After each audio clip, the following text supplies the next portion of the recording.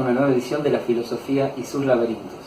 El tema que elegí para este video es la llamada regla de oro, en base a su popularidad, digamos, y el hecho de que está en diferentes culturas. De eso va a tratar un poco este video. Me refiero a la regla que dice en sus principales versiones: no hagas a los demás lo que no quieras que te hagan a ti. Esa sería como su versión negativa, o algo así como haz a los demás lo que quieres que te hagan a ti. La versión negativa, un poco una versión que cobró más fuerza en los últimos tiempos, una versión más liberal y que tiende más bien a evitar el daño, mientras que la otra, una versión positiva que insta más bien a actuar, digamos, para favorecer a los demás como uno quisiera ser favorecido, y una versión que tiene una historia mucho más larga. El principal atractivo de esta regla de oro, el hecho de que se le llame justamente una regla de oro de la moral, es justamente el hecho de que ha sido en diferentes formulaciones compartida por distintas culturas muy distantes incluso en el tiempo, habitualmente de origen religioso, aunque también hay versiones religiosas y versiones seculares, de modo que es una regla en sus distintas formulaciones que ha sido aceptada por mucha gente, y lo que sugiere de alguna manera para algunos su carácter universal o potencialmente universal, y bueno, y eventualmente, aunque no fuera estrictamente universal, facilita un poco el diálogo entre las distintas culturas. Otro atractivo un poco vinculado a este mismo, digamos, es que es una regla que en parte es abstracta o formal o más general que las de costumbre. Habitualmente las reglas de las distintas culturas, digamos, son reglas materiales, inclusive algunas bastante asentadas también, como no matarás o no robarás, o la afirmación de valores que también tienen contenido material, como la libertad, la justicia o la igualdad. Mientras que esta no parece afirmar tan claramente, y por eso quizás sea compatible con distintas morales positivas, digamos, distintas morales de cada cultura, no afirma de forma material qué es lo que hay que hacer o qué es lo que hay que evitar, sino más bien el hecho de cómo comportarse en general en relación a los demás, ¿no? Es como que regula las interacciones y particularmente regula o limita el egoísmo, digamos, que está presente un poco en parte de la frase, como vamos a ver más adelante cuando la analicemos, ¿no? Primero quiero mostrar su aparición en distintas culturas, incluso en algunos casos hace varios miles de años, de esta frase, de esta idea, de esta regla de conducta. Por ejemplo, en una versión que aparece en Confucio, importantísimo pensador de la tradición china, de Confucio decía: lo que no deseas que te hagan a ti mismo, no se los hagas a los demás. En el budismo, por ejemplo, aparece: no trates a otros de manera que tú mismo encontrarías hirientes. En el judaísmo aparece la frase: lo que es odioso para ti, no se lo hagas a tu vecino. Y finalmente en el cristianismo, en realidad también antes de llegar al cristianismo, que tiene algún pequeño matiz interesante, también sin ponerme en el papel de mencionar a todos los casos, hay versiones similares de esta frase en el zoroastrismo, en el taoísmo, en el hinduismo y en el islam, ¿no? Y en el caso del cristianismo, que en la cultura occidental habitualmente, cuando uno pregunta, me pasó muchas veces hacerlo en clase, ¿de dónde creen que se origina esta frase? La gente cree que se originó en el Nuevo Testamento, ¿no? De hecho hay versiones, como hemos visto, bastante anteriores, pero en el Nuevo Testamento figura en el Sermón de la Montaña: todas las cosas que queráis que los hombres hagan con vosotros, así también haced vosotros con ellos, porque esto es la ley y los profetas, ¿no? Y hay una segunda versión que ya no, en realidad no es, que excede bastante la regla de oro, y que dice: amarás a tu prójimo como a ti mismo, ¿no? Que ahí ya una versión bastante más fuerte, porque, bueno, por un lado habla de amar, digamos, que una versión más fuerte en sí misma, pero también cuando se empieza a aclarar en ese contexto la frase, en el contexto de su aparición, habla también de amar a los enemigos, que no hay ningún mérito en amar a los que nos aman, sino que, o sea que es una frase, digamos, mucho más exigente en ese sentido que la habitual, porque insta a ocuparse también y amar a quienes no nos aman, o a quienes nos desprecian, o a nuestros enemigos, etc. Y en ese sentido tiende a hacer una diferencia entre la actitud de uno y la actitud de los demás, digamos, siendo más exigente con la de uno mismo, ¿no? Y no solo, como parece de alguna manera desprenderse de la frase, una búsqueda de cierta reciprocidad. Muchas culturas diferentes, tanto occidentales como no occidentales, adoptan distintas variantes de esta frase, lo que parece sugerir, como decía, la posibilidad de que sea universal o que facilite el diálogo intercultural, ¿no? Algunos incluso llegan a decir, lo cual a mí personalmente no me parece nada descabellado, que especialmente en la versión negativa, de, digamos, no haga a los demás lo que no quieres que te hagan a ti, es un origen remoto, digamos, de la cultura o de la afirmación de los derechos humanos a partir del siglo XX, ¿no? Tendiendo justamente más bien a evitar todo daño, y tiene, digamos, desde el punto de vista moral, quiero decir, ¿no? Moral y cultural, puede ser que en algún sentido se puede decir que los derechos humanos hunden sus raíces en eso, ¿no? Aunque obviamente su desarrollo y su variedad excede, digamos, este origen, ¿no? Vamos a tratar de hacer una especie de breve análisis filosófico, por decirlo así, aunque sencillo, de esta frase, ¿no?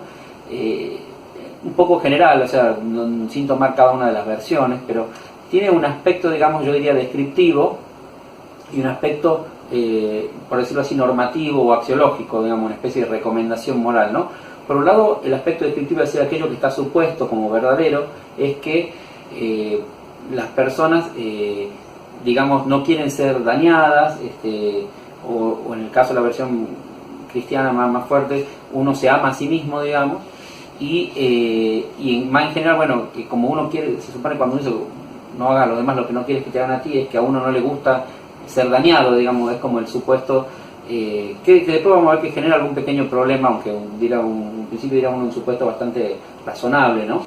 Y una segunda parte, que es la específica de la frase, que insta a actuar con los demás de esa misma forma, ¿no? De modo que es como el polo, por decirlo así, específicamente moral de esta frase, de esta regla y recomendación de cómo comportarse, ¿no? De modo que, por un lado, afirma lo que no era nada trivial, no es trivial ni siquiera ahora, pero no era mucho menos trivial era en su momento, en los distintos momentos en que ha ido apareciendo esta idea en las distintas culturas.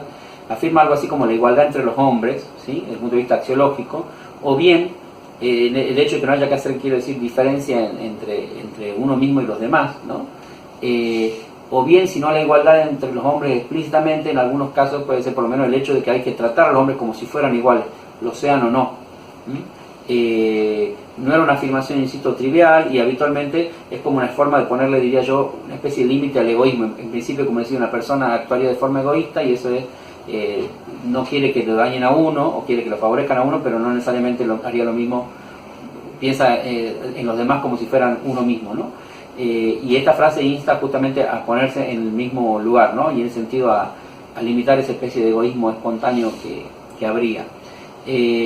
Por el otro lado, también podemos decir que podría ser entendida también como una afirmación no solo de la igualdad, sino una cierta imparcialidad en el trato, digamos, en ese mismo punto, no hacer diferencia, y quizá también de empatía, o sea, imaginarse, y así un poco se la decimos a veces a los niños, imaginarse que a uno no le gustaría que le hagan lo que él está, por ejemplo, un niño está tratando de hacerle a otro niño, ¿no? Por ejemplo, no le gustaría que le quiten el juguete o que le peguen, ¿sí?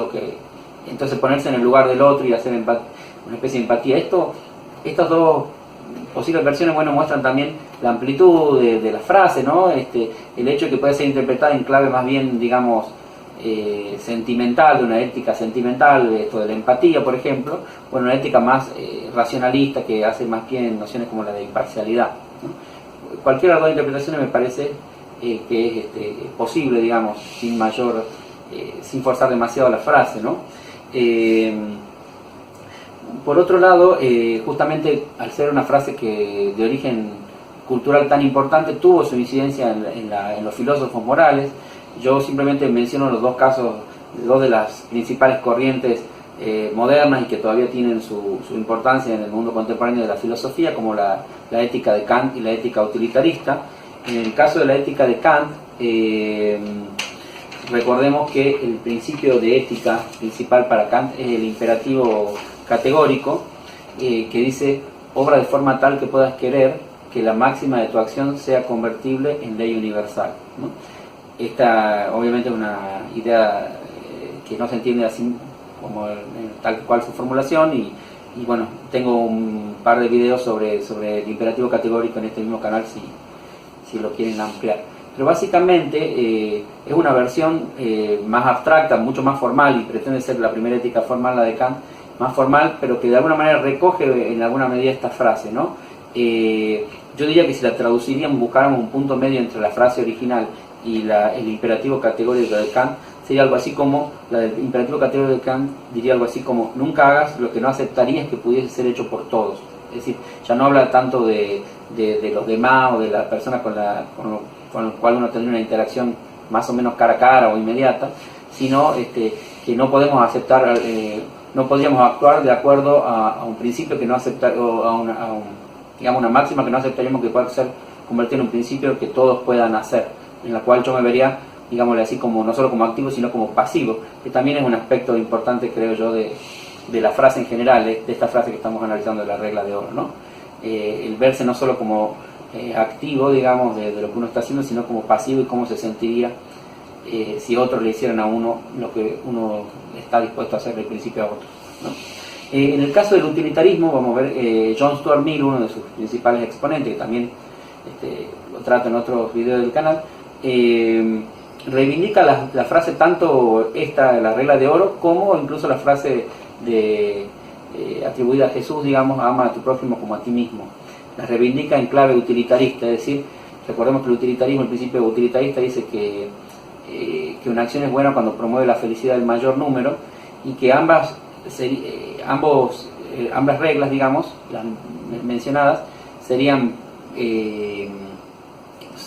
pueden ser, digamos, interpretadas como reglas de menor alcance, digamos, dentro de la regla más general del utilitarismo, ¿no? De esta que estamos mencionando, el principio utilitario, en el sentido de que evita justamente, estas reglas evitan o llaman a hacer algo positivo como amar a los demás, o evitar algún daño, y en ese sentido promueven también la felicidad, por lo menos de los participantes de esa acción, ¿no? De la persona que realiza la acción, y de la persona que sería el objeto de esa acción, ¿no? De modo que también son reivindicables desde el punto de vista utilitario, simplemente son explicadas, digamos, fundamentadas dentro del contexto utilitarista. Bueno, para finalizar este video, mencionemos simplemente algunas críticas que se le han hecho, que se le pueden hacer a la regla de oro. Básicamente, la regla de oro, uno de sus inconvenientes, podríamos decir, lo tiene a un nivel en su faz descriptiva, digamos, ¿no? Pero lo que arrastra también su faz normativa, ¿no? Y es que, por ejemplo, supongamos que una persona sea masoquista o sadomasoquista, no sé. Entonces, una persona que le gusta que la golpeen, o que le gusta que le hagan daño, que siente algún tipo de placer en esto. Entonces, si adopta la regla de oro, entonces también se vería habilitado si a él le gusta que lo maltraten o que lo golpeen, supongamos, o que lo sometan sexualmente, etcétera, podría verse habilitado a hacer eso a los demás, ¿no? Con lo cual, en principio, diríamos que no es una acción moral, digamos, la suya, ¿no? Igualmente, un suicida, por ejemplo, alguien que está dispuesto a quitarse la vida, estaría como habilitado a quitarle la vida a otros, cosa que lamentablemente a veces pasa, ¿no? El que mata y después se suicida para evitar por las consecuencias de su acción. Bueno, muchas gracias por ver este video. Si pueden dejar comentarios o compartir en redes sociales, les agradecería mucho. Hasta la próxima.